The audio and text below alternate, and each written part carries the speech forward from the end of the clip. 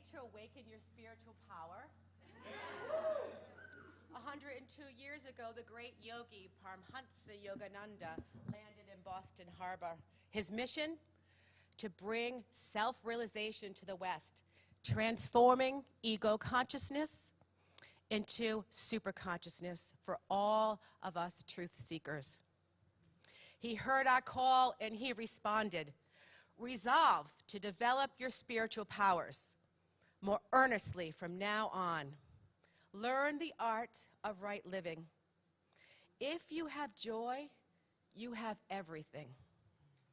Meditate deeply, calm your mind and thoughts, and you will be guided by the creative power. Good evening, everyone, and welcome to this collective leap in consciousness. May I introduce Om Shanti, my beautiful friend, and I am Kelly Doyle, at your service. We have an amazing weekend ahead, led by Asha Nayaswamy, hosted by the Ananda Northeast community. Woo!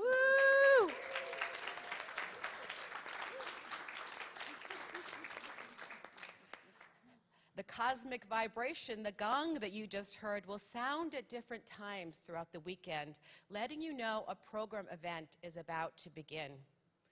Please be reminded to silence your phone at this time. And know that the restrooms are upstairs and a double left. And we will be having a restroom break at 8:15 before our amazing Kirtan begins. And behind you, you'll see the wisdom tables. You will see that many aspects of Ananda service to the world are available. And the tables are hosted by Ananda practitioners who look forward to connecting and sharing with you. And please know, if you need any support throughout the weekend, any questions, we are here for you. Don't hesitate to ask. And now, my beautiful friend, Om Shanti, will introduce Asha. Thank you, beautiful friend Kelly.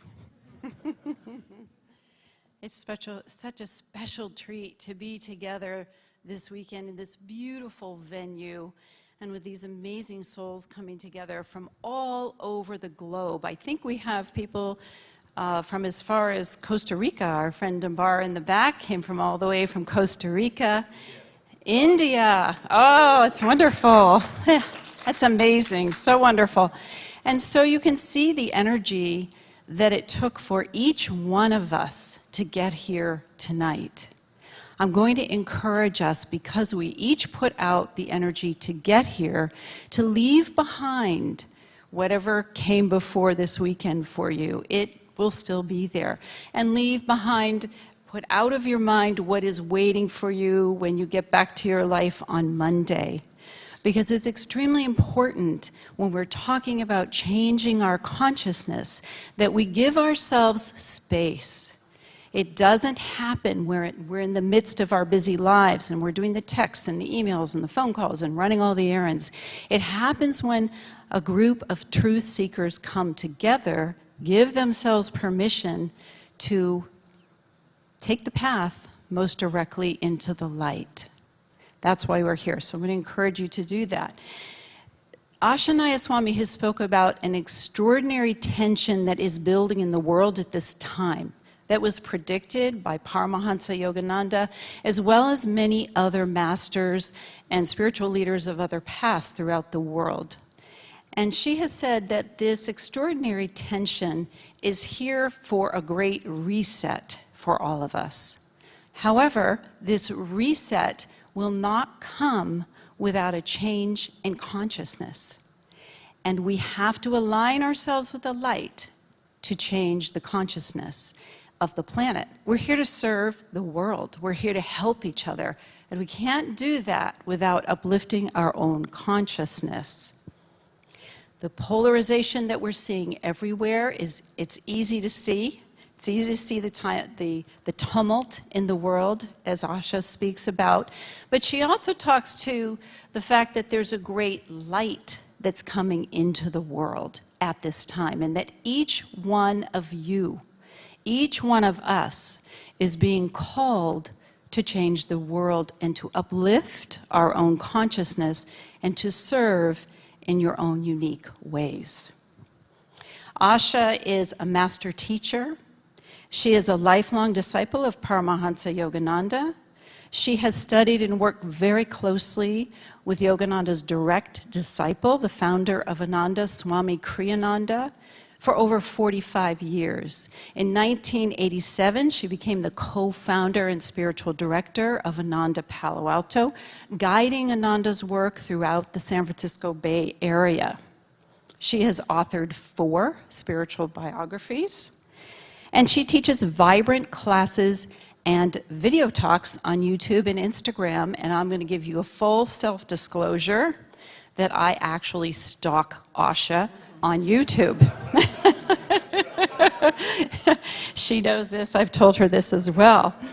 One thing she said recently that really impressed me, it just changed a little thing that was really I was struggling with inside myself. Is she said, focus on not what has happened to you, but what are you becoming through what has happened to you? And she doesn't know that, but that hit me like a bullseye when she did that. Because each one of us has had our own struggles during this tumultuous time. And I just took that little nugget, and I'm carrying it around with me. So you're going to have lots of those little nuggets coming your way. She has done hundreds of audio recordings, which are a spiritual lifeline for people of all faiths throughout the entire globe. So please join me with great joy and gratitude in welcoming Asha Nayaswami to our stage. Thank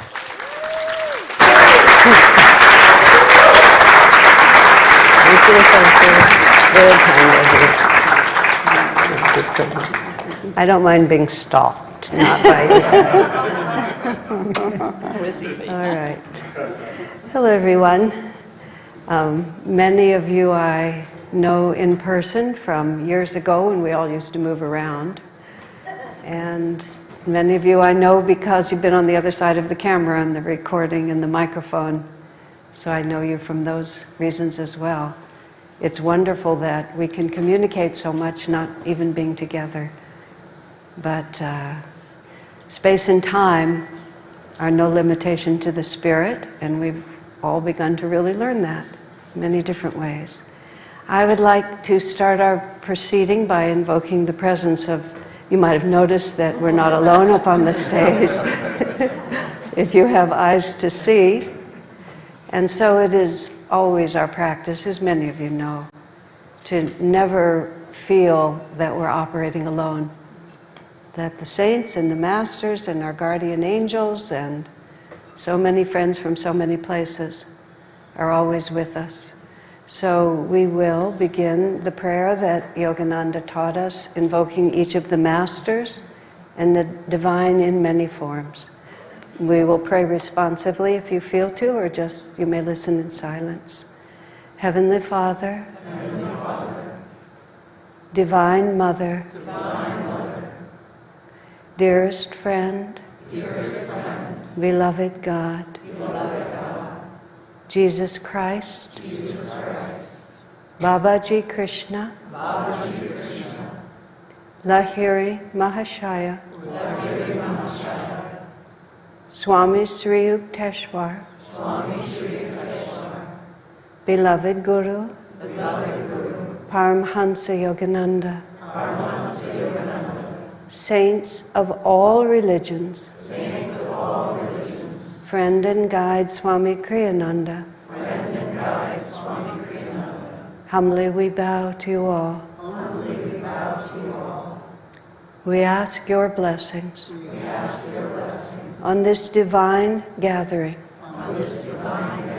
that each one of us may receive within ourselves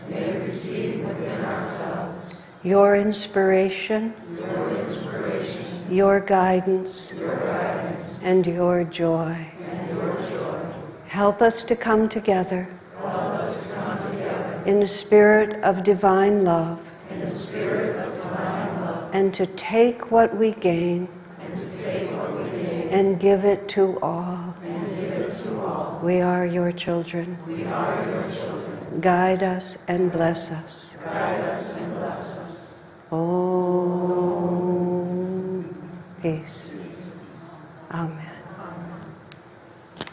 Do I hear an echo, or is it just me that's hearing that? If it's just me, it's fine. Okay.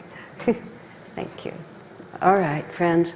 I'm going to start with music presented by others than me who can actually present the music. I have traveled a great deal and given many, many talks in public, and I can spend 45 minutes and the singers can spend 3, and we can get to the same place because the music goes right into our vibration. We are made of sound vibration, and these melodies which they will present in lyrics written by Swami Kriyananda immediately bring us to where we're trying to go. And I encourage you, as Om Shanti said and Kelly said so eloquently, to just surrender completely to being here. There's nothing much you can do anyway because you are here, right? But the more we just put aside everything else, it can't be said better than St. John in the Bible says it.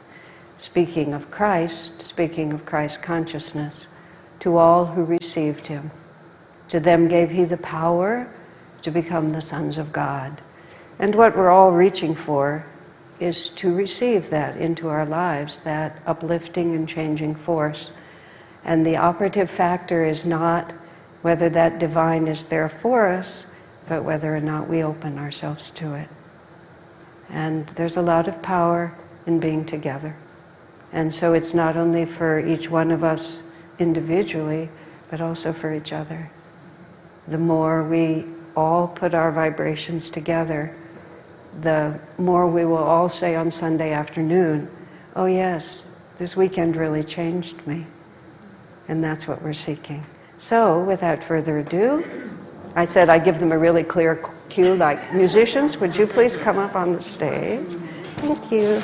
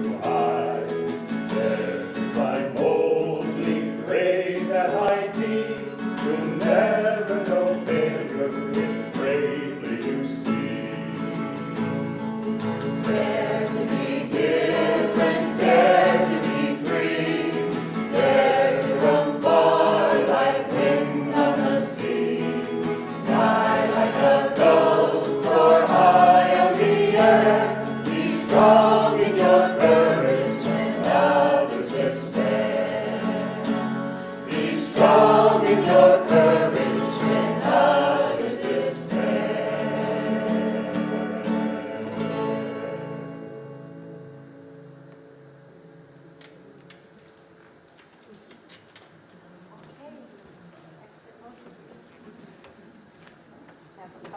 4 songs.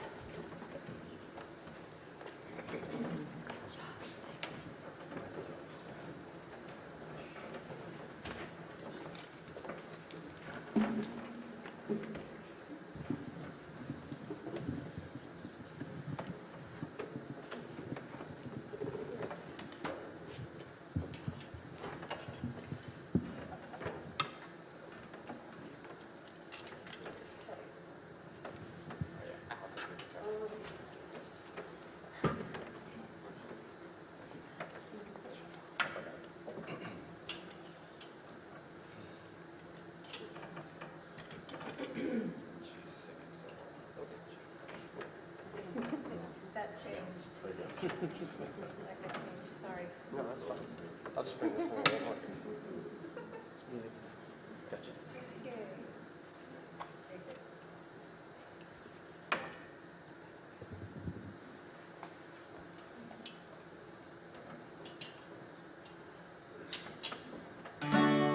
In India there lived by the banks of a stream a hermit whose prayers chose applause for their theme. He gazed at the flowers and he smiled at the sun. Then he clapped with delight. Lord, he cried, oh, well done.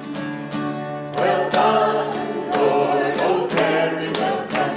The mountains that laugh with the gypsy clouds, the fields smile to welcome the sun. All nature sings praises aloud. The fields smile to welcome the sun. All nature sings praises aloud. The tree stands to show their elation. The day of God's earth has begun, and every true heart in creation, the speechless wonder is bound. And every true heart in creation, in speechless wonder is bound.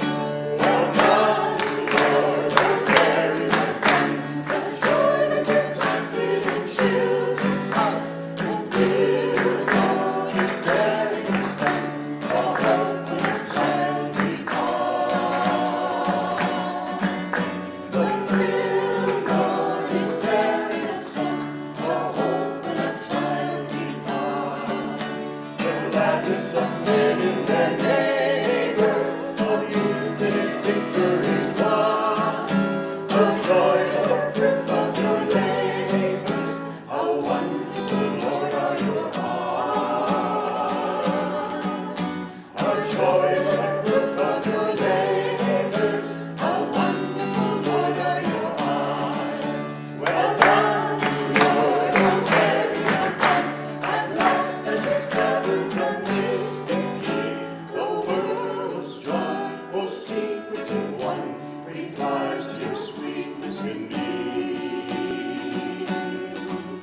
The world's joy, oh secretive one, replies to your sweetness in me. For here in my heart lies the answer, your love shedding light like the sun.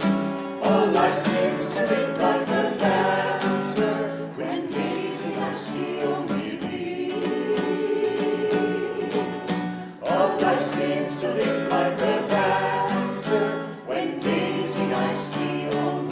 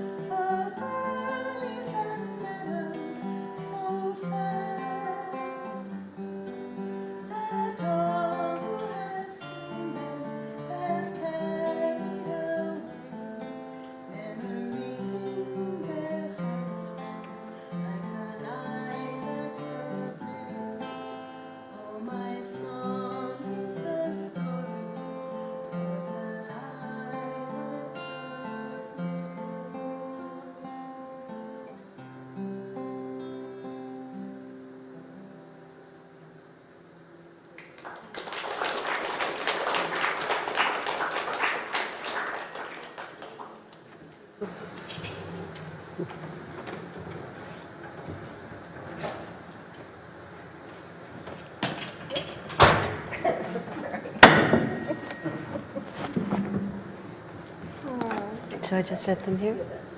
Okay. All right.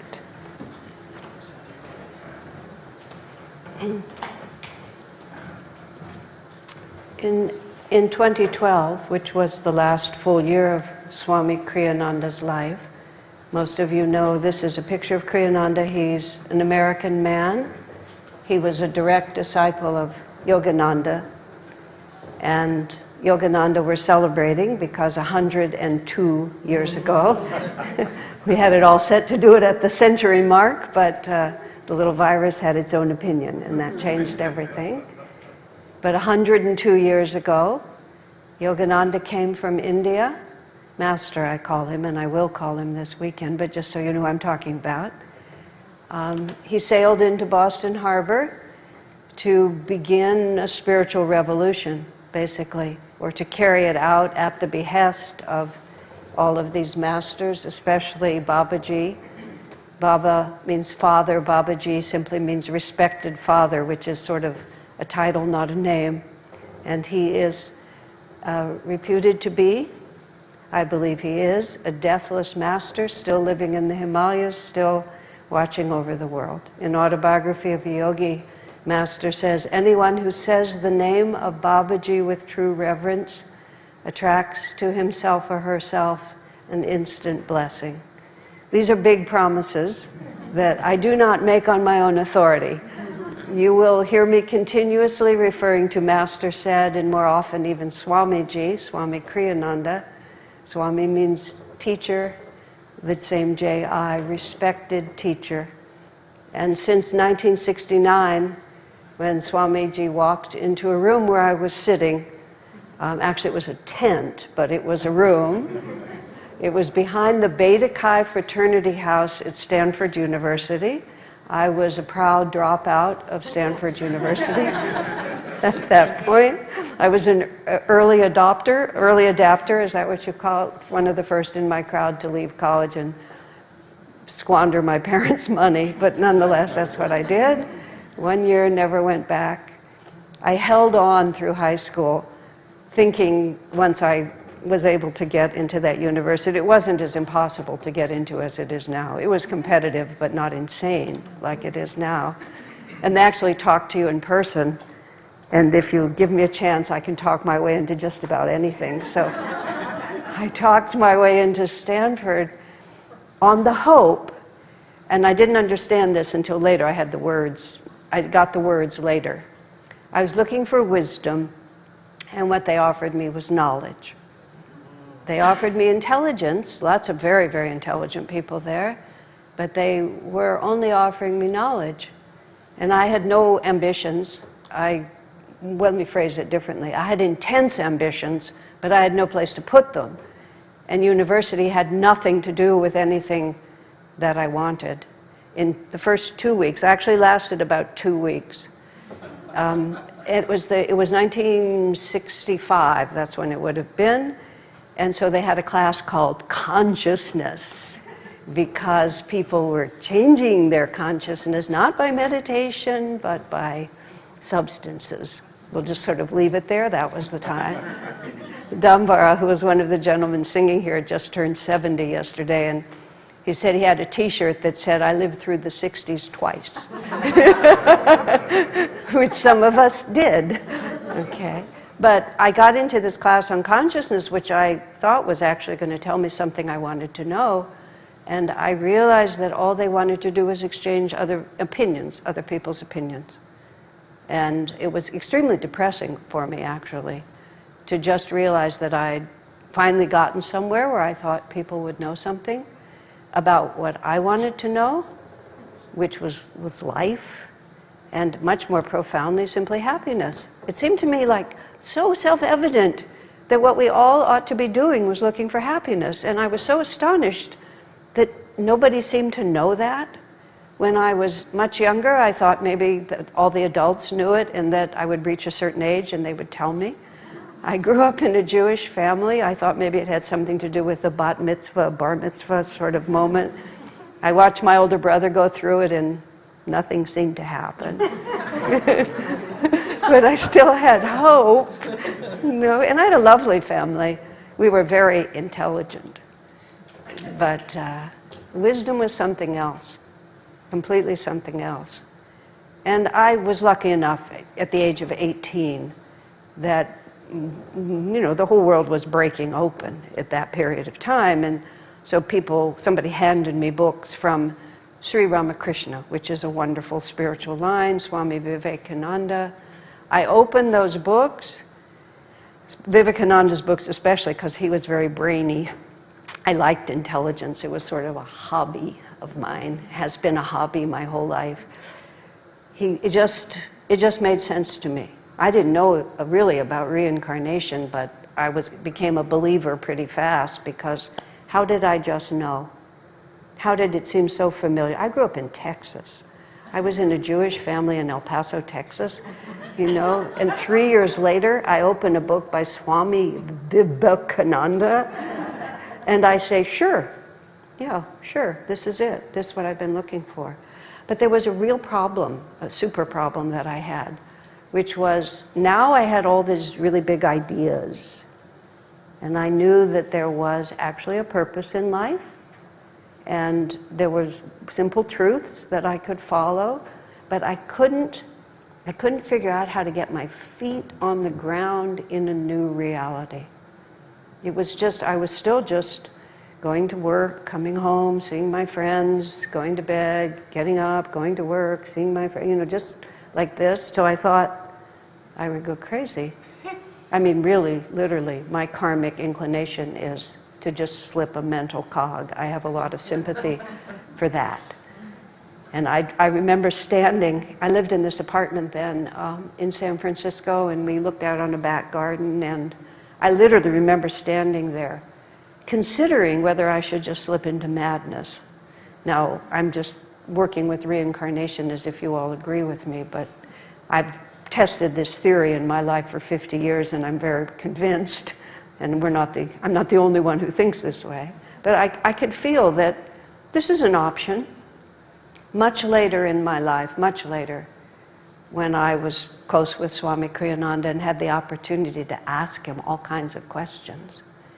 And several of my friends at that point had taken a little episode, a little departure from reality episode.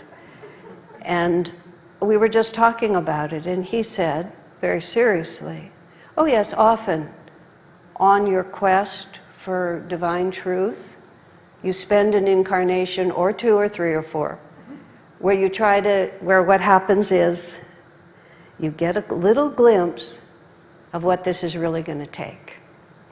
This is not going to be just distracting ourselves, making ourselves happy, being successful, having money, being comfortable, whatever it might be.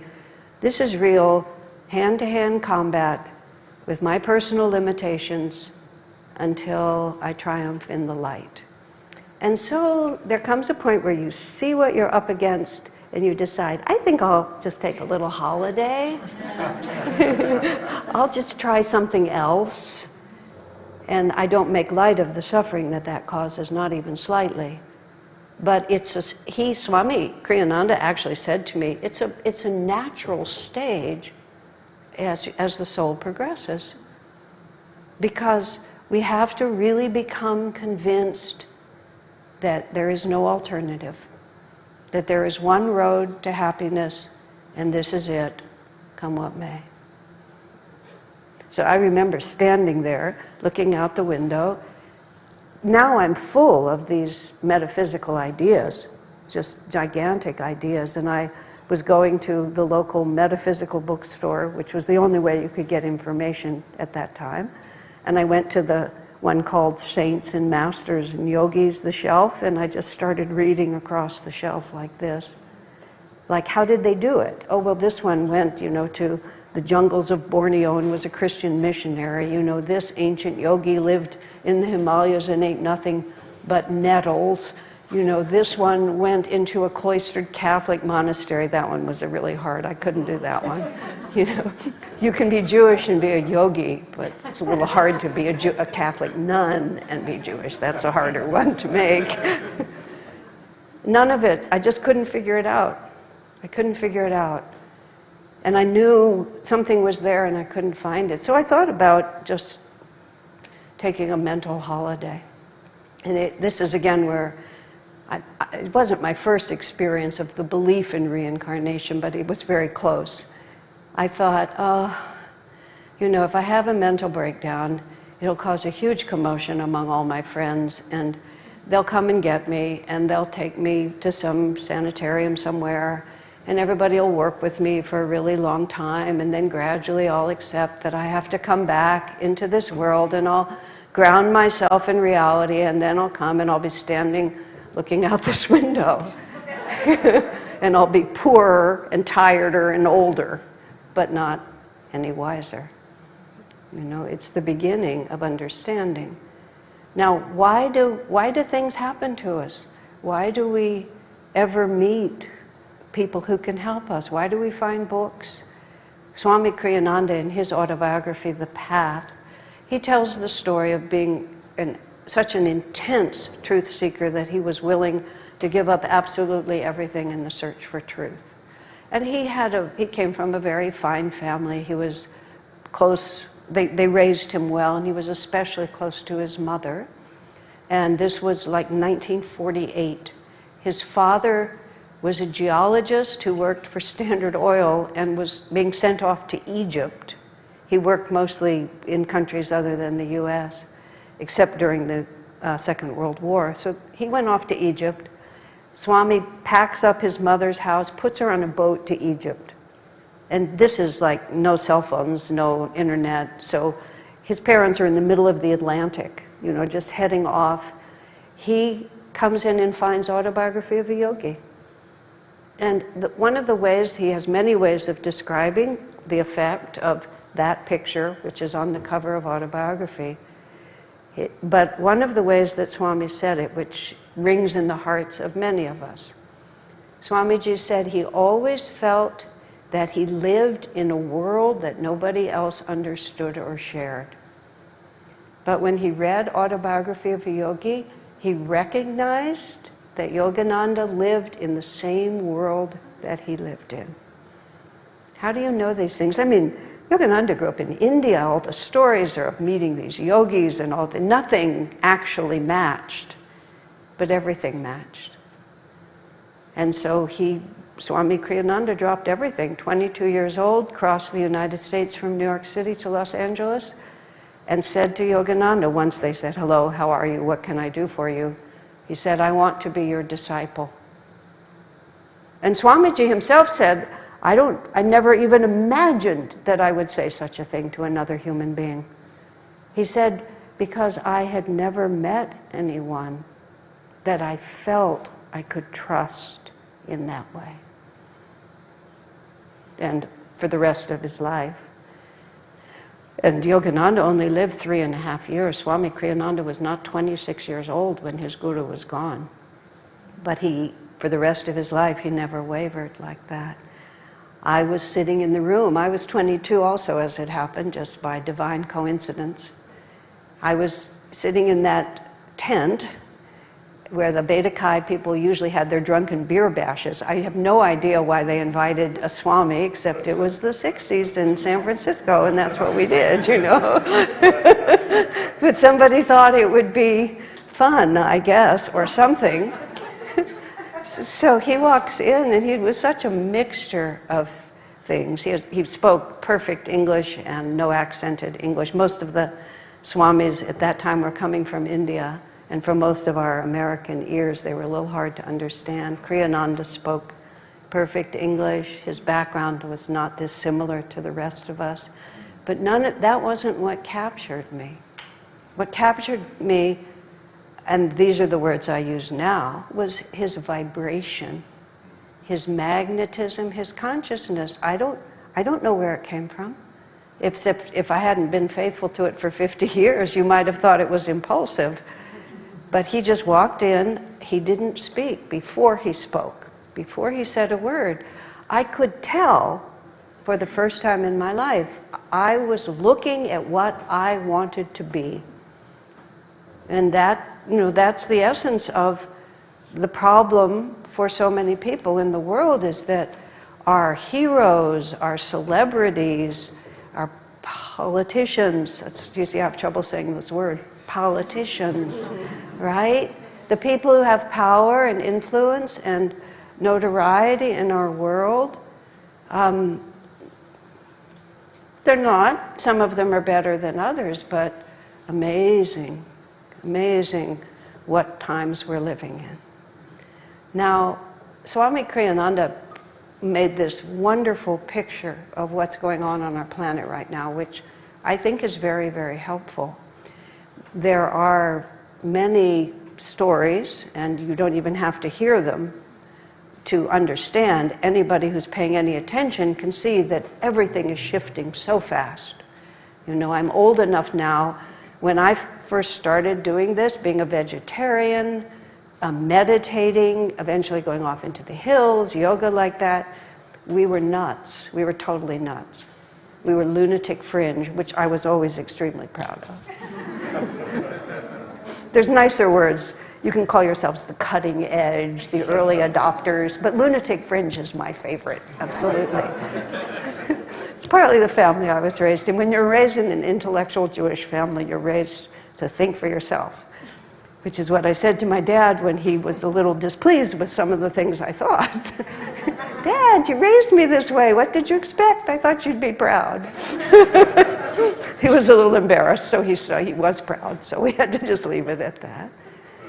But nonetheless, it was all so odd, you know? No, not at all. I mean, how many just of these wonderful organic vegan restaurants? You just walk down the street, I saw 4 or 5 of them like that. When we started, I had to make my own bread, make my own yogurt, make my own ice cream, make my own granola. You know, why would I bother now? I can buy it better. But nobody ever heard of it. And out of the soil, who made the decision? Who decided? Who mandated it? Nobody did. We did. We, collectively, began to see another reality. And we, collectively, have pushed that reality onto the society, completely without organization or plan or pickets or anything like that. We just did it because that's the world that we see and that's the world we want to live in. And what is happening on this planet now, as Swamiji talked about it, I was saying this, there's this whole shift. We're moving into a new age. This has been going on for a long time. And some of it has been quite flaky and extremely entertaining, you know, lots of different theories out there, but this is a very ancient tradition. Yogananda writes about it in Autobiography of a Yogi. On the table back there, there's a book called The Yugas, Y-U-G-A-S. Yugas is the Indian word for these great ages. It's a wonderful book written by friends of mine, full disclosure, but that's still a really good book. And it just talks about we are moving out of the age of matter, dogmatism, separation, into an age of unity. Well, duh. I mean, that is what's happening, isn't it? Everywhere it's happening, and all of this technology. And then this is how Swami puts it, though, in a bigger picture.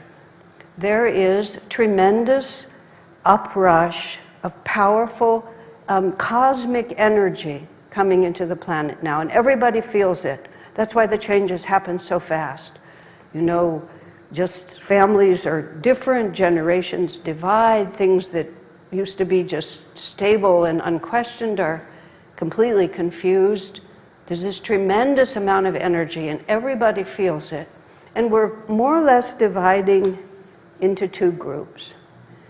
And one group, which is us, and us is a very big word. I'm standing in front of these masters because this is my way of understanding. But we don't own this. This is cosmic energy that's coming in, and we, our light workers is a lovely word for it, we understand that this energy is descending from a higher plane of consciousness, and we have the opportunity to open ourselves and cooperate with that. And that means moving toward unity, toward kindness, toward happiness, toward freedom, toward everything that we understand as good, that is truly happiness producing. But that energy itself is just energy. And it can be used, you know, the nuclear energy can either blow up and kill hundreds of thousands of people in one swell whoop, or it can be used to power cities in a positive way. It's just energy. And it filters through whatever vibration we are, and it's used. And so at the same time that many of us are sensing that this is an energy that's calling us to self-transformation, to uplift, to share, and to bless, many others are feeling that energy and are using it for power, for money, for sensual indulgence, even for violence, for war, for destruction. And that's just a fact. You don't need these masters or me to tell you that. If you have a brain and you're paying any attention, it's just astonishing. On one hand, we see goodness like we've never seen before, generosity and awakening like we've never seen before, and that we remember. And on the other hand, you just can't believe it. How could people be so confused?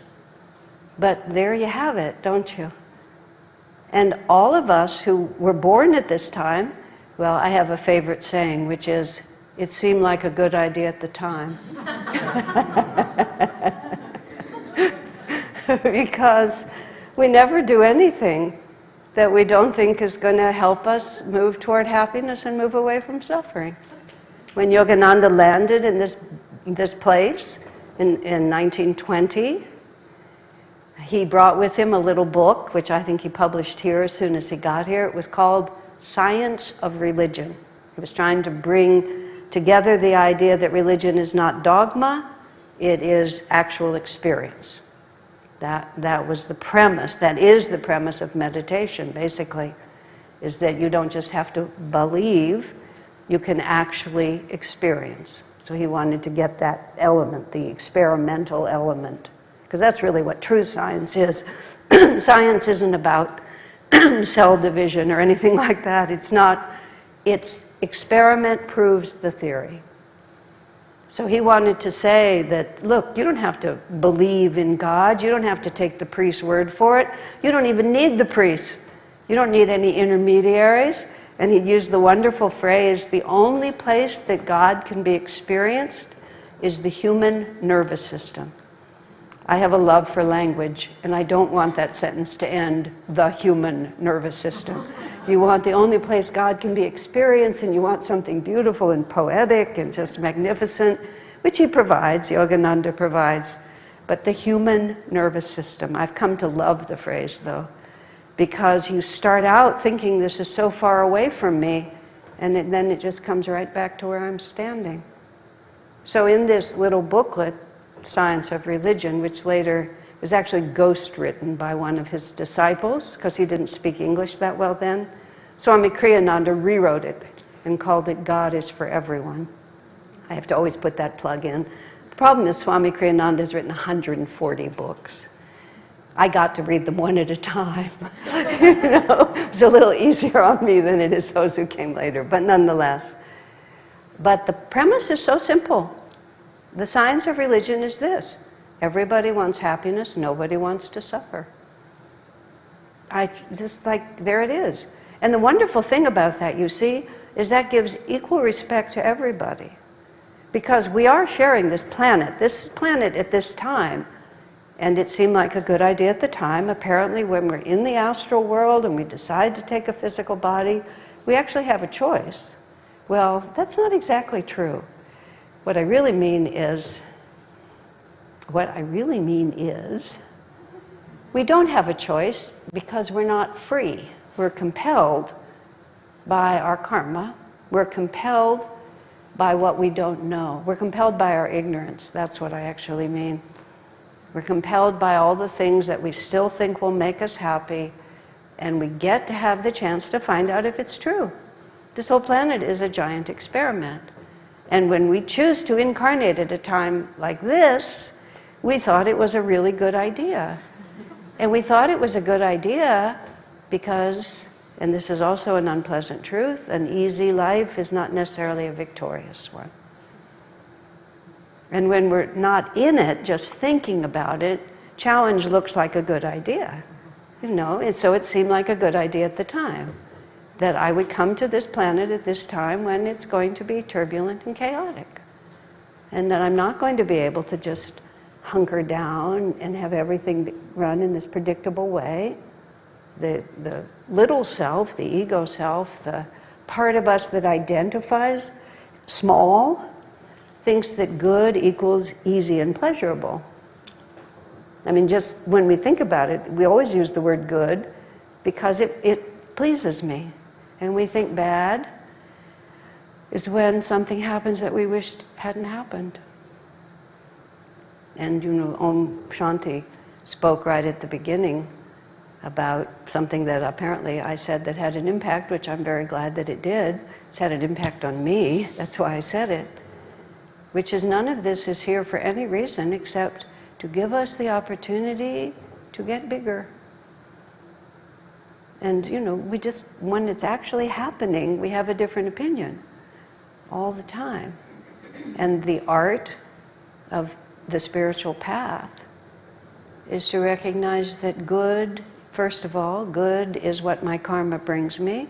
And if we want to be devotees, which is handy, I suggest it, good is what God sends me. That somebody is actually in charge here. But all of this, the people on this planet, and this is so hard to understand, they're all God's children, we're all God's children. My pleasant way of saying it now, having passed through more negative concepts, is that Divine Mother has a lot of rowdy children right now. But if divine love is unconditional, if God loves all his children equally, that means that even the most rowdy among us right now are not rejected by the divine. That's a very helpful tactic because that means that we're not rejected either. We're never rejected, we're just loved. I was saying at the beginning, you know, the divine just is constantly, there's a constant light, infinite light, which is ours to receive. It's just a question of whether we have the courage, the discipline, the open-heartedness, the generosity to receive it, and whether we have figured out what causes suffering and what brings happiness. And so there's a lot of our rowdy brothers and sisters out there who are experimenting. They're answering this question. Ego aggrandizement, over-sensuality, lots of money, hurting other people, gaining power, misusing it, disregarding the planet. How is that working for you? And they'll get to find out. And those of us who have already understood that this energy is here for self-expansion, for generosity, for joy, and are at least on the road to trying to learn how to do that. The problem is we've been mother's rowdy children too. And so we have all of those karmic forces that are confusing us. That's why we have to come together. We're a very tiny minority of the planet, a very tiny minority. You know, there's a lot of people doing a lot of other things in this building right now. You know, what to speak of this whole city. It's just everybody has a little piece of it. And we have this responsibility. This responsibility to whom? To ourselves, really. We can be devotees, we can feel responsible to the masters, we can feel responsible to God. But all of those words are just words until they really become who we are. And this is what spiritual power is. I saw in the little brochure, I'm supposed to answer 5 questions. I think it's my assignment for the whole weekend, so I'm not going to feel like I have to answer all of them. Spiritual power is just us. It's just who you are, period. And the question is simply, how much do I have? How capable am I of directing it? It's spiritual in the sense that the life force is just there. But it's not spiritual for existing. It's just the way things are. There's a wonderful word in the Indian tradition, which 2 words, Sanatan Dharma, which the word Hinduism was an imposition on India by the British because they looked so different than the British, they needed to give them a name. And because the British thought in terms of religion, and their religion looked so different, they called them Hindus, supposedly because of the Indus River there. I don't know if this is exactly the story, but something like that. Because the true tradition of India is called Sanatana Dharma, which has a couple of definitions. Dharma is a word that you hear. It means either eternal religion, or my favorite, I like better, is that which is. Or just that which is. It's not the priests who tell you what is, or save you from what is. It's just the way we're made. And this is the fundamental reality of life, is that certain things cause us misery and other ways of being make us happy. But our awareness is incomplete. So it always seemed like a good idea at the time. You know, it doesn't really absolve me of the consequences of my stupidity, but it makes me feel slightly calmer about it. Because I realize, just what can you do? It seemed like a good idea at the time. And when we watch these people doing really awful things, God doesn't love them less for what they do, nor should we. But that doesn't mean we can change them or we should condone what they do. We were talking about this earlier. We were talking about raising children. And when a mother sees a child misbehaving, the mother or the father gives that child the consequences of its wrong behavior, because it's not love unless you do that. So if we think that Divine Mother is not going to discipline her rowdy children, we're wrong. Their own actions will bring them consequences, which is why Om Shanti heard me say that. It doesn't matter what happens to us. What happens to us is the result of the karma we set in motion. What matters is, what do I do about it now? Do I allow it to cause me to become angry and small and afraid and closed-hearted and revengeful? Or do I use it to try to understand on a deeper level what really brings happiness, what really causes suffering? That's all we ever want to know. That's why I was so bewildered as a child. Now, I was very well brought up, so I have to be fair. My parents inculcated in me profound and wonderful values that I'm extremely grateful for. My parents are not living anymore, but I made a point of telling them at the end of their lives. I wrote to my father, you raised 3 children and not one of us can drop even a Kleenex on the sidewalk. You know, we never litter. It's a small thing, but it was indicative of very strong energy. But they themselves didn't really understand what caused suffering and what caused happiness on the level that I wanted to know it. You know, so that's what we really are looking for. That's what spiritual energy, that's what spiritual life is. The energy just comes to us. How am I going to use it? And tomorrow we'll talk, I believe it's tomorrow, we talk more about superconsciousness per se.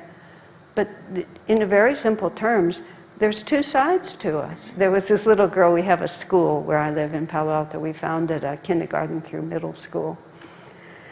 One of the really strong-willed little kindergarten kids came in one day, and she was just being a holy terror. She was just impossible. And finally the teacher took her aside and said, you know, what is with you today? Oh, she said, every day I come to school and there's an angel on one shoulder and a devil on the other. Usually I listen to the angel, but today I'm listening to the devil. At least she was honest. I mean, that's a real answer, isn't it? Basically, that's where we are. It's subconscious, which means not quite like Freud or Jung meant it, but all of that, which is just the habit that's behind us, that's the way we've always done it, that hasn't really worked at all, but at least it's familiar. That pulls us one way. On the other side is who we can become. It's all about awareness. A whole spiritual path just comes down to one word, and that word is awareness. What are we aware of? And how are we responding? That's what superconsciousness is. It's our potential. And the conscious mind, there are these three levels, subconscious, conscious, and superconscious. This is the battleground. This is where the expansive, upward moving, let's go to the light energy meets the, but I'm so comfortable where I am. And all my little habits of annoyance and resentment, and it's really your fault, and I wasn't wrong at all. It's, I would have been good if you hadn't been so bad. I mean, we have all these ways of doing it, you know? And then after a while, you just catch the wave. You just figure out, even if I'm tempted, I know what the result of that one's going to be, and I'm not going to go there. When we, in the last year of Swami's life, 2012, I think I started back here a long time ago, I hear that phrase, we made a movie about our community, Ananda Village, which is in the Sierra Nevada, above Sacramento, near Lake Tahoe there in California. We called it Finding Happiness. About 4 movies came out that year, and they all had a name like Finding Happiness, something real close to that. I got drawn into helping with that film, which if I hadn't already had a whole life, I probably would have run to Hollywood to become a movie maker. I really loved it. And I was involved in helping with the script, just what we were going to say and how we were going to say it. And part of that, if you haven't seen that movie, it's very easy to find, and I highly recommend it. We might even have it showing on a screen back there. A couple of times in the movie, we had a choir like this come up, except for the film, we dressed them all in really pretty colors, bright. We always wear really bright colors and scarves, and everybody looks so clean and nice. And we sang happy songs, you know, there's joy in the heavens, a smile on the mountain, you know, just really happy songs. And we had a Hollywood crew. We had a Hollywood director, a very good friend, Ted Nicolau. He came up and he brought his crew. So we, and they liked us and we liked them, but we were really two species. And then we hired some publicity people. And for some reason, when they did they did focus groups. I think they had the director's cut, I think if I have the words right, and they had focus groups in Los Angeles to just sort of see what people thought of the film. And as it happened, for some reason, I was the only Ananda representative who could go to Los Angeles and be part of that. And that seems odd to me, but anyway, that's what happened. So I was there, and then the next morning we're all talking about this, and these are very nice people, but Hollywood types. I was the only Ananda person. It was probably the first time they had been alone with just one. And they sort of, everyone kind of looked around, and then somebody leaned across and said to me, "Do you all really do that?" I said, "You mean dress up in bright colors and sing happy songs? Yeah, we do it all the time." It was just like, well, you know, why don't you come to my house? We have a lot more fun. It was just so hard for them to understand, you know, because it just wasn't their world. And again, these were lovely people. We all really were all friends. But their vibration was different. And, you know, spiritual energy is just a particular vibration.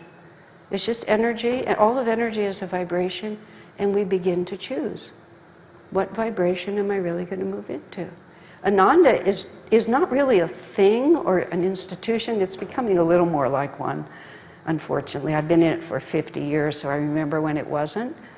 It's actually was better when it wasn't, because the only way you could understand what Ananda was intuitively. We had almost no structures. We lived, the word we liked was simple, but the actual true word was primitive. We lived in a very primitive manner. Swamiji dragged us out of the mud. But it was a knowing in your heart that I'm responding to life in a way that will make me feel like my life was worth living. You know, because it all ends, maybe no one has told you, but it all ends when we die, right? People are very tender about this. I'm not at all tender about it. Of course we're going to die. What do you think is going to happen here? It's going to end. And when that moment comes, you have nothing but your consciousness. Nothing. Nothing. I've had the privilege of being at the deathbed of a number of people, It's wonderful. It's just like being there when they're born. It's a fabulous experience. But it's very vivid because it's all gone. And what you have is your consciousness. And if people really knew that, think how differently we'd live. Yeah, because it's the only thing you can really store up. It's your chakras. There's a whole lot of metaphysics behind it. Doesn't mean you can't live. That's what Yogananda came in 1920 and sailed into the Boston Harbor. You can live, you can marry, you can have children, you can have money, you can have success, but your consciousness is what you're building. And when you catch that, you see, you take that everywhere. Just take that everywhere. You're so free. That's what we're here to do. We're just here to get more free. What I understood about Swamiji, which I didn't quite get at the time, but he was free. Everybody I had ever met had boundaries. Like we came to here. I was in this room, I was with some people, they wanted to sit as far away from him as possible. So we were in the back row, almost just about the size of this room. And he walked in like this, and he was everywhere. Just everywhere. I was as far away from him physically as I could be, and he was right there. That was before he spoke. Because he was free. You know, he wasn't like this. I have to be this, I have to protect that, I have to worry about this, I have to hold on to that. I'm running in time. I had a meditation once when I was very upset with someone who wasn't in the room. I'd been upset with them for about 35 years at that point. Asked me how that was working for me. It wasn't working very well. And I was, even though there was no one in the room but me. And then it finally came down to me like this: somebody owes me an apology. Yeah, like that. Somebody owes me an apology. And I had to really think, like, how long are you going to wait for this, and what good would it do? What good would it do? Who do I want to be when I die? Just lying there with my fists clenched like this saying, you still owe me an apology? Where does happiness come from? What causes suffering? That's what we're going to be doing here. All right, my friends? Okay, we can have, do we have music before music? Okay, music before music. We'll have a couple of more songs, a little break. And I don't have to finish tonight because we have all tomorrow and all of Sunday. Many of you who are old friends or new friends, I'll be around and be very happy to talk to you the whole time, and I look forward to getting to know everyone very well. Okay, my friends, God bless you.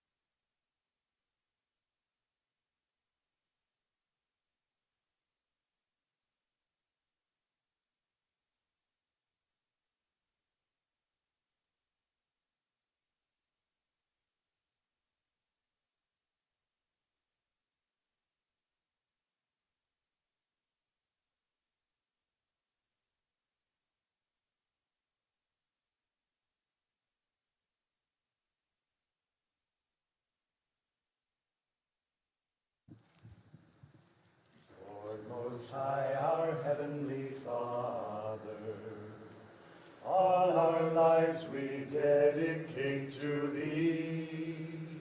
All our labors, all our joys and woes, all our pleasure, all our melody. Make us each a channel of Thy peace.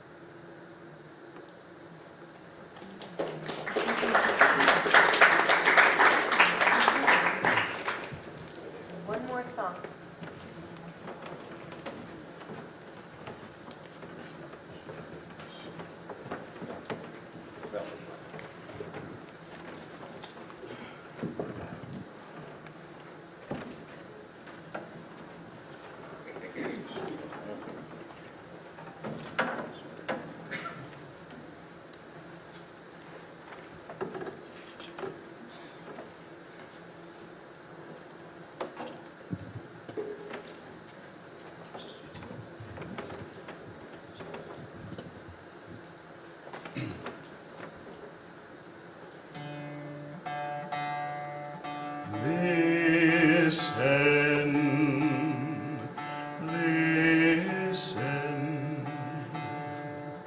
whispering within your soul, hints of laughter, hints of joy, sweet songs of sadness, of quenchless yearning for the light, for your love, your true home.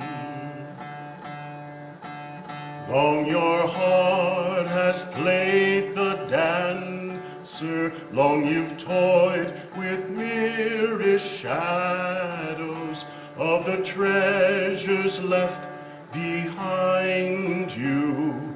Deep in your soul, long you plumb the dark for answers, long you've begged from beggars' empty hands, gifts of life they too were seeking, gifts none could share. Friend, how long will you wander? Friend, how long will you seek your home in a land where all are strangers? Love locks her door. Leave to the weak this craven life, to the coward leave his dreaming. Oh, my saint, wake up, reclaim the light, seek the truth behind all seeming. Turn, turn, turn within, in silence of soul, in cave of love, find my abode. Listen, listen, whispering within your soul, hints of laughter, hints of joy, sweet songs of sadness, of quenchless yearning for the light, for my love, your true home.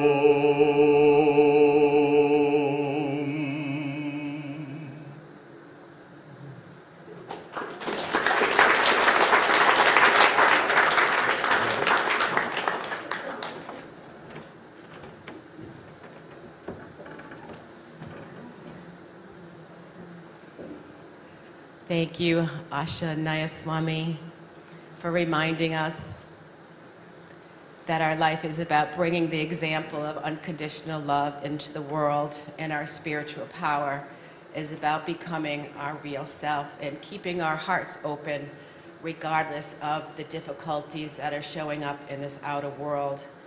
And what a profound teaching and blessing we all received through your beautiful talk tonight. And there's much more to come this evening. We do have a 10-minute bathroom break, and we'll hear the gong again, and then an amazing ensemble from musicians all over the world will be coming together to sing a kirtan, which is a spiritual chanting. It's prayer set to music, and it is a way of developing that heart's devotion to really bring that example of unconditional love into the world. So we look forward to seeing you in a few minutes. Take a break. There's some water over there, and we'll see you back in a few minutes. Thank you.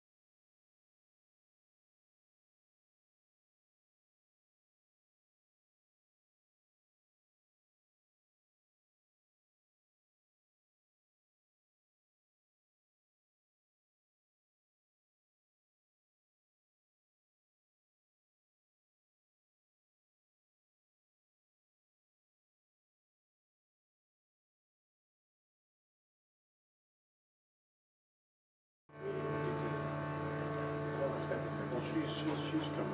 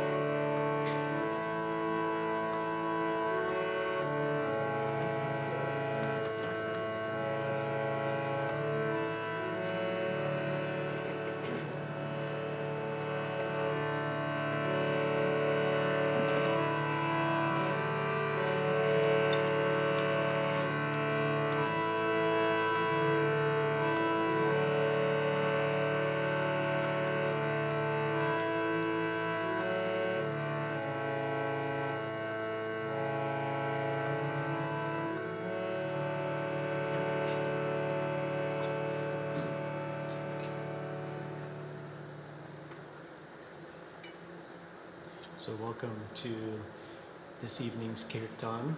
As Kelly mentioned, this is an interactive experience where we were blessed to have Asha share with us this evening. And it's our turn now for us all to together create that vibration in which Asha was talking about, which we, each individual, has a very beautiful individual song that we sing through our hearts, which is an expression of our souls. And so many of this evening's chants have been written by Swami Kriyananda as well as Paramahansa Yogananda. And the chants are very simple.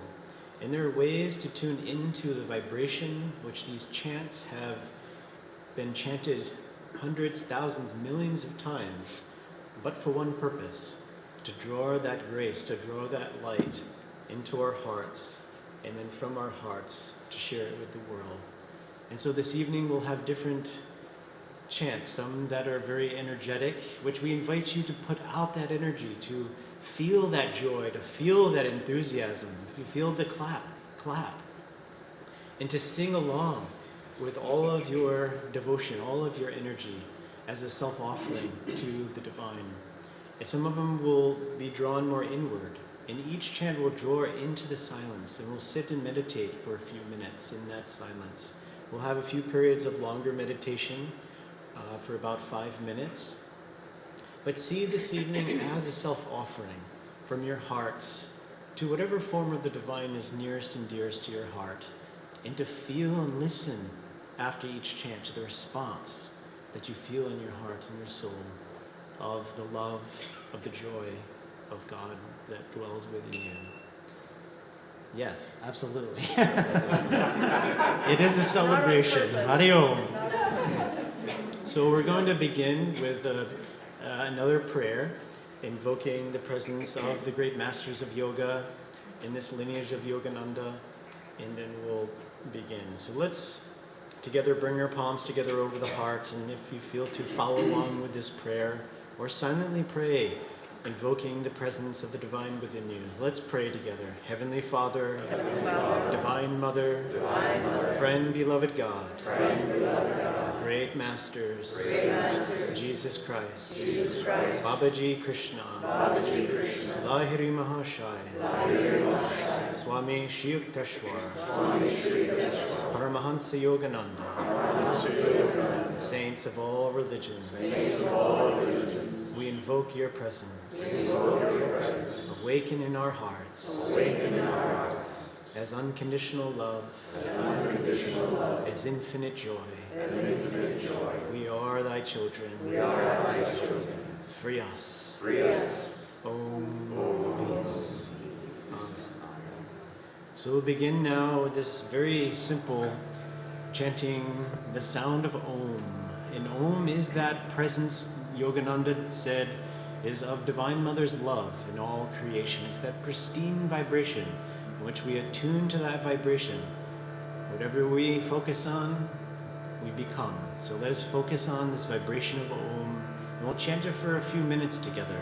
So I invite you to close the eyes and softly gaze upwards to the point between the eyebrows.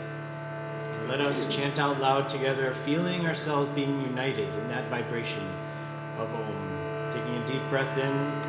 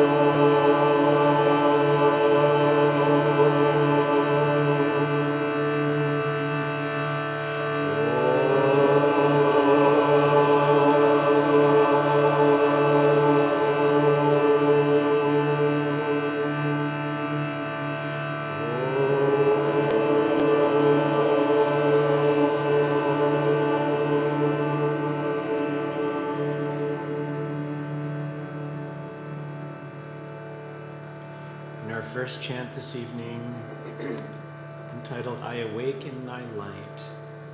I awake in Thy light. I am joyful, ever free. I awake in Thy light. And I awake in Thy love, and I awake in Thy joy.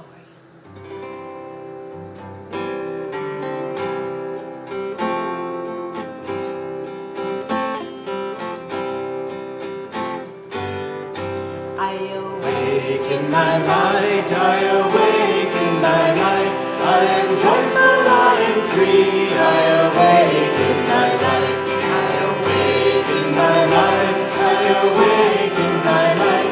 I am joyful, I am free. I awake in Thy light. I awake in Thy light. I awake in Thy light. I am joyful, I am free. I awake in Thy light. I awake in Thy light. I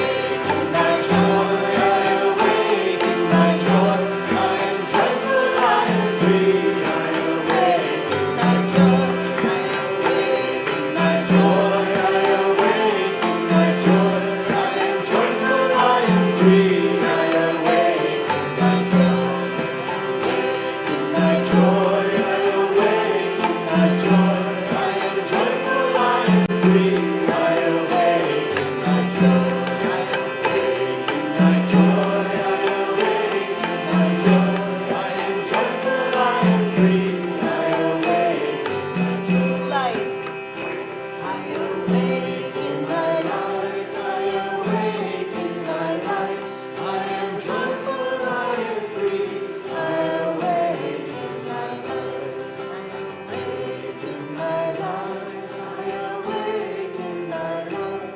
I am joyful, I am free, I awake in thy light. I awake in thy light, I awake in thy light. I am joyful, I am free, I awake in thy light.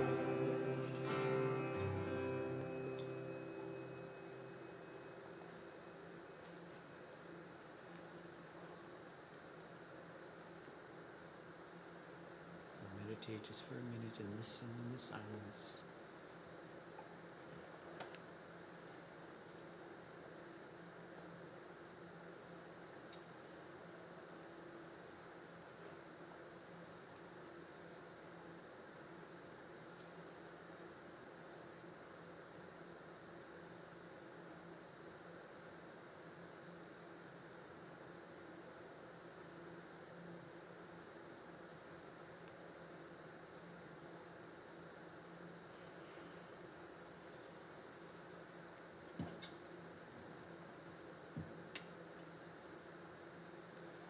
Om Shanti, Shanti, Shanti. Peace, peace, peace. So our next chant is a very special chant. You fill my heart with music, and these words were written by Nayaswami Asha. So as you chant this, feel the joy arising in your heart of a gathering like this. You fill my heart with music. I dance through life with thee. I sing your song in sorrows gone. In joy I live ever free. Just imagine that joy walking down the road, serving in your life, being with family, bubbling up from within you, dancing through life. You fill my heart with music.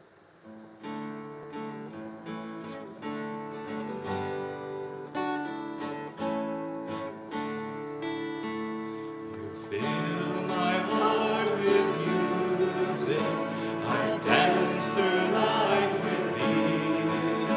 I sing your song in sorrows gone, in joy I live ever free. You fill my heart with music,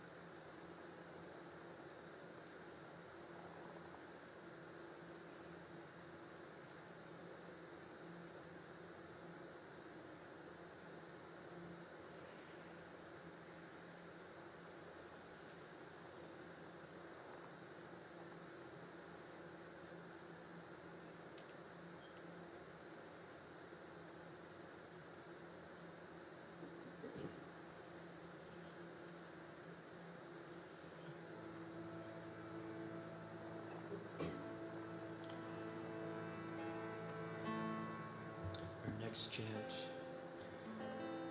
is a celebration to Krishna, or to that consciousness that dwells within us at the point between the eyebrows, the center of Krishna consciousness or Christ consciousness. And these words, Govinda Jai Jai, Gopala Jai Jai, Radha Ramana Hari Govinda Jai Jai. This is a traditional Indian chant put to music by Swami Kriyananda. We're going to have fun with this chant. I hope we can dive in deep together as we do this call and response. So I'll chant a line, and then you just simply have to repeat it. And so let's draw this grace together with our devotion in our hearts. Govinda Jai Jai, Gopala Jai Jai.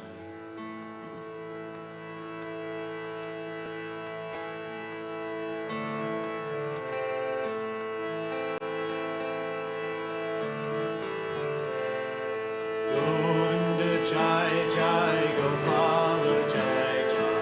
Govinda Jai Jai, Gopala Jai Jai. Govinda Jai Jai, Gopala Jai Jai. Govinda Jai Jai, Gopala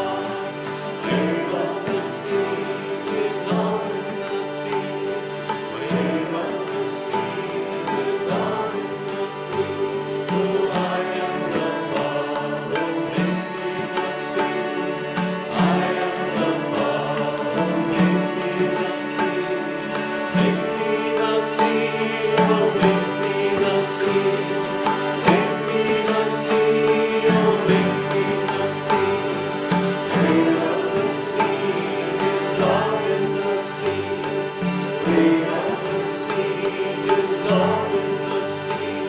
Oh, I am the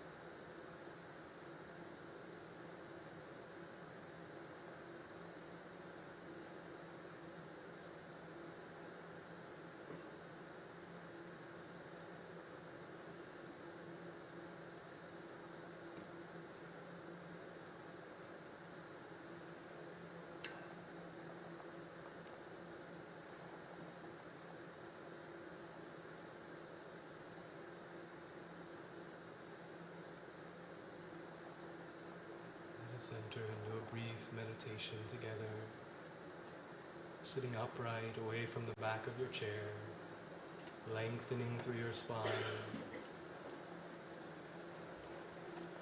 broadening across the chest, and relaxing the shoulders. And behind closed eyes, send your gaze searching out for the horizon in front of you. We'll gently lift our gaze just above that point.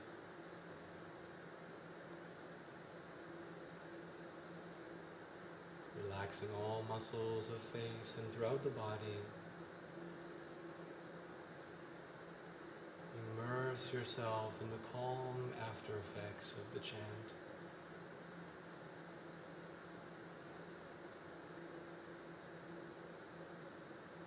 And in the holy vibration of this room.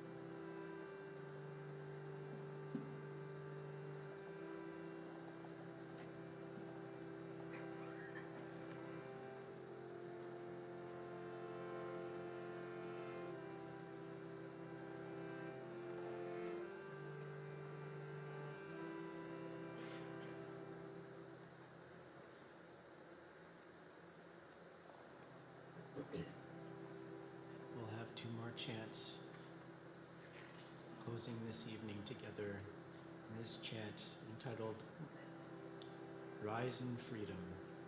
Nothing on earth can hold me. Rise, O my soul, in freedom. The nature of our soul is bliss, is joy.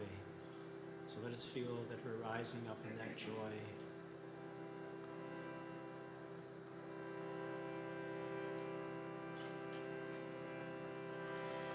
Nothing on earth can hold me. Rise, O my soul, in freedom.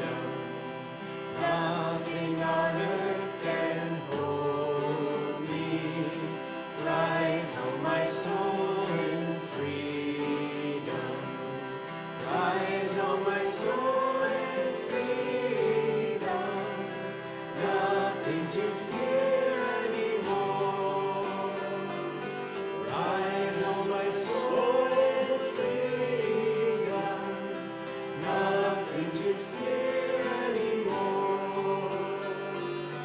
Nothing on earth can hold me. Rise, O my soul, in freedom. Nothing on earth can hold me.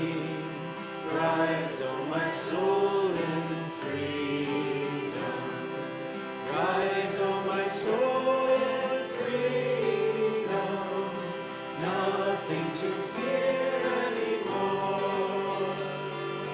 Rise, O my soul, in freedom. Nothing to fear anymore. Nothing can hold me. Rise, O my soul, in freedom. Nothing on earth can hold me. Rise, O my soul, in freedom. Rise, O my soul, in freedom. Nothing to fear anymore. Rise, O my soul, in freedom. Nothing to fear anymore. Nothing on earth can hold me. Rise, O my soul, in freedom. Nothing on earth can hold me. Rise, O my soul, in freedom. Rise, O my soul, in freedom. Nothing to fear anymore. Rise, O my soul, in freedom. Nothing to fear anymore. Nothing on earth can hold me. Rise, O my soul, in freedom. Nothing on earth can hold me. Rise, O my soul, in freedom. Rise, O my soul, in freedom. Nothing to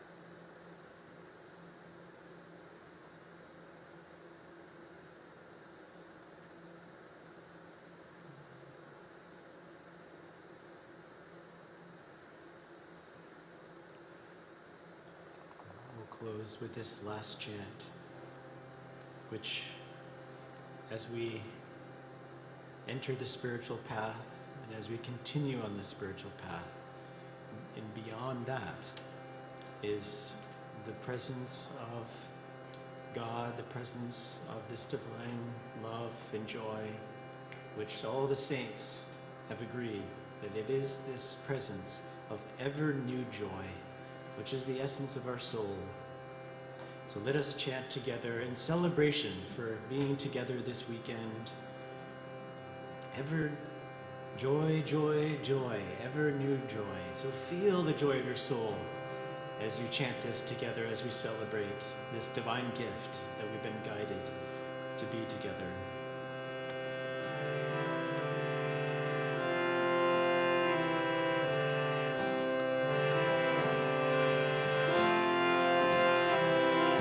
Joy, joy, joy, joy, ever new joy, joy, joy, joy, joy, joy, ever new joy, joy, joy, joy, joy, ever new joy, joy, joy, joy, joy, ever new joy, joy, joy, joy, joy, joy, ever new joy, joy, joy, joy, joy, ever new joy, joy, joy, joy,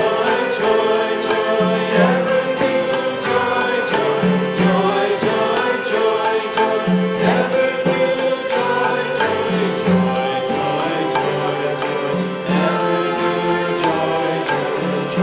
joy, joy, joy, ever new joy, joy, joy, joy, joy, ever new joy, joy, joy, joy, joy, ever new joy, joy, joy, joy, joy, ever new joy, joy, joy, joy, joy, ever new joy, joy, joy, joy, joy, ever new joy, joy, joy, joy, joy, ever new joy, joy, joy, joy, joy, ever new joy, joy, joy, joy, joy, ever new joy, joy, joy, joy, joy, ever new joy, joy, joy, joy, joy, ever new joy, joy, joy, joy, joy, joy, ever new joy, joy, joy, joy, joy, joy,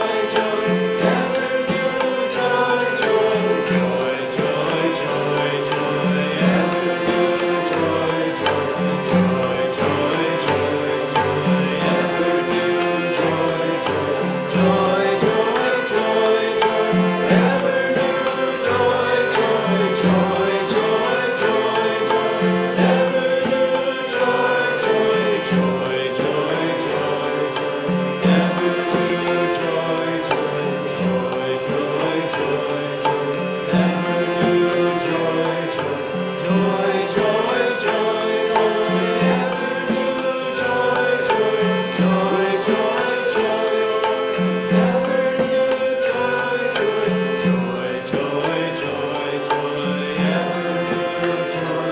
joy, ever new joy, joy, joy, joy, joy, ever new joy, joy,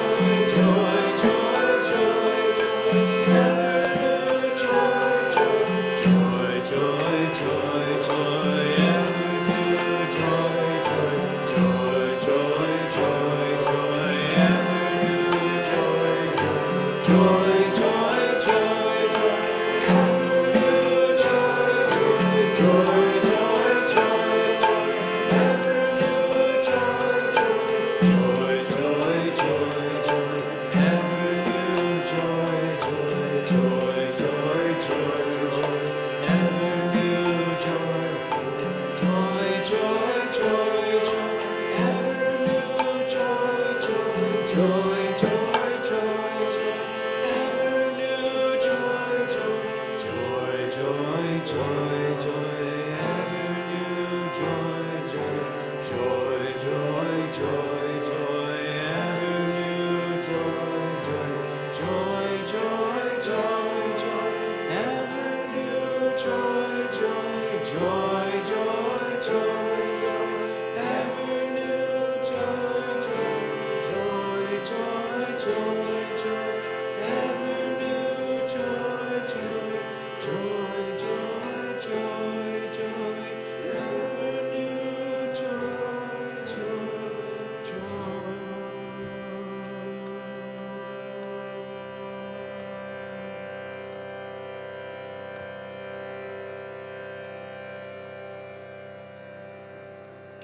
Let's meditate for a few moments.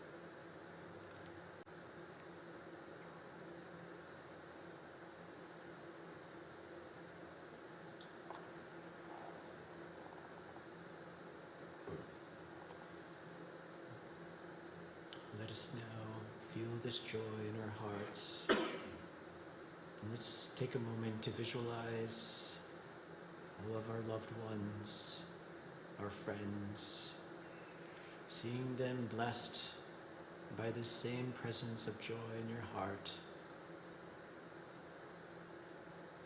Seeing all those that you know that might be in need of healing, that might be in need of a blessing. Visualize them bathed in this divine light.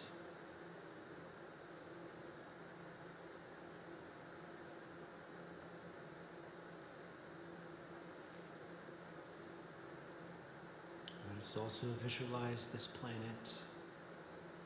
Wherever there is darkness, may Divine Mother's light prevail.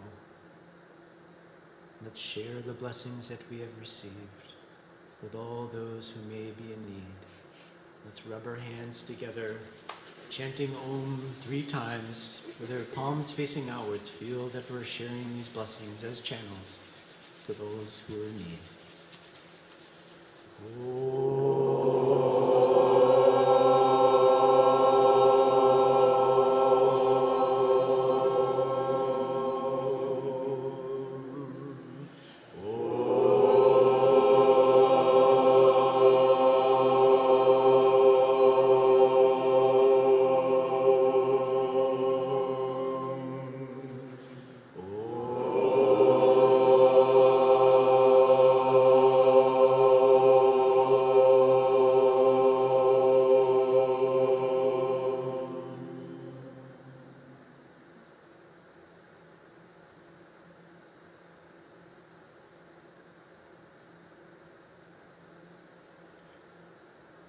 Om peace, shanti, shanti, shanti.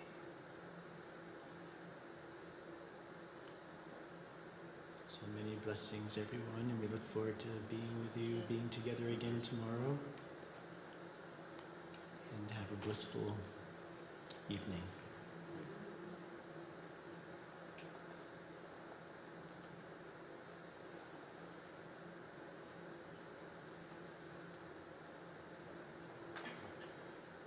And just one last announcement that we thank you all for coming. Hold on. Where's your mic? Can I sit on your lap?